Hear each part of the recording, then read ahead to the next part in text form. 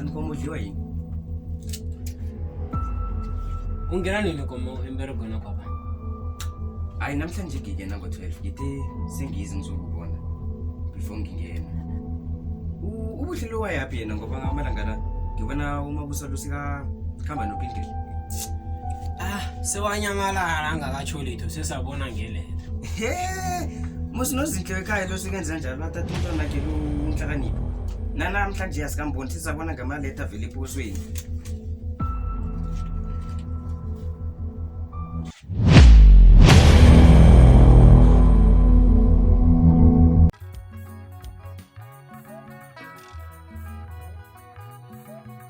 Samukunje. Ngikhona sithando wena kunjani? Nami ngikhona. Yeah. Khe ngikubuze la. Ungangenzela into enye nenye nenye engiyifunayo vele. Awu muhle umuntu omhle njengaye nje sithanda samwenzela yonke into ahlala amomotheka.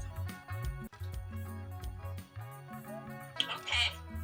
Nawusatsho njalo-ke sithando sami ngibawa i-3,500 ye-weave man.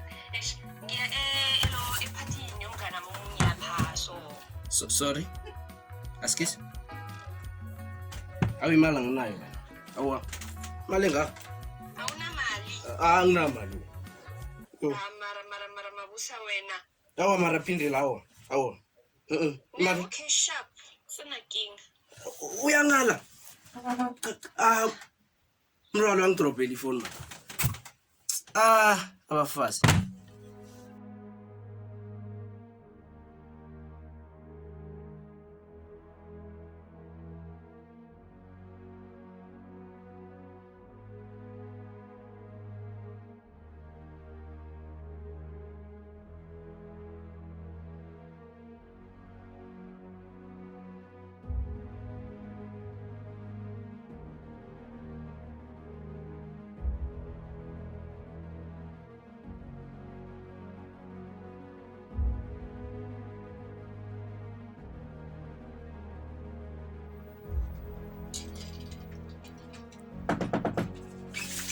Yena. Ngisakakuzwa, ufumene ngesikhwameni sakho. Uthe ungigcine ngemva kweveke ephelileyo. Islip esingesegrozalo. Ngisakuthatha. Oh, sorry man ngikhohliwe. Ubuhle benginaye Thangi ngabo 12. Besilwa ngamhluthula sona islipesi. Tshela wenza ichego mabuyisa. Uzokuluphala man.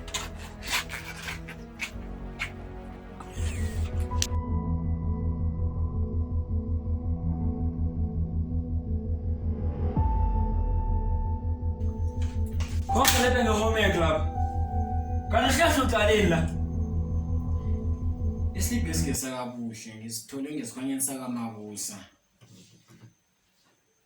Sithi ubuhle uthenga igrocery ngo-3.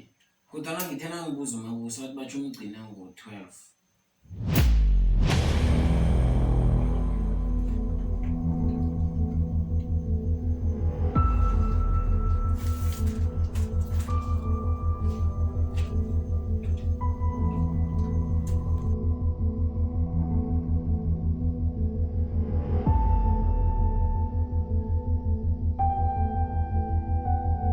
Azangizenzuwa nehlizwe mahwahwa mai yamahwahwa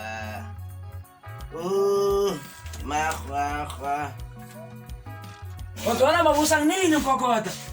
Sema awara mabili wakayijala inyanga basolo yakokota ngiphendule. Kubani? Ay kokhele bubhalise yesindebele lapha. Oh. Fis. Angikubona msana mkhulu. Angikubona. Yawa, ubona mnaki. Uthini? Kokhele bubhalise yesindebele. Oh, uyalila msana. Oh, i-essay. Uzakhona man. Ngiyakhuluma. La.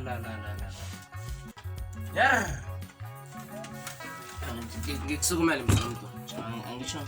Ufuna ukubona. Yes. Roba ngelumlando. Awalimali. Awalimali. Yes. Amandla. Yes. Yes. Awali malma. Salto. Kom khaleb. Bhala ngomjolo msana. Ngomjolo. Umjolo ne. Yawo mnawo. Mama. Asazokuyandrawo. Ngikhalepha. Yabona umjolo ngalanga. Ne, sisemjoleni ne. Yawo khuluma nginawe. La. Ubaba. Sorry skisi. Umjolo ngalanga lamsana mduna ufana nomgodi thuno wenjiweyo yabona ne. Yabona. Umjolo lona uphela. Fanele omunye angene ngaphakathi dana omunye afane yabona. Ala mina kuyami imjolo msana mduna ngisakutshela ne. Kuyami imjolo imgodi ivalwa ngimi mfana. Ala ngisazovala ke mina mfana umgodi ngisazouvala. Ngiyakutshela. Uvala msana.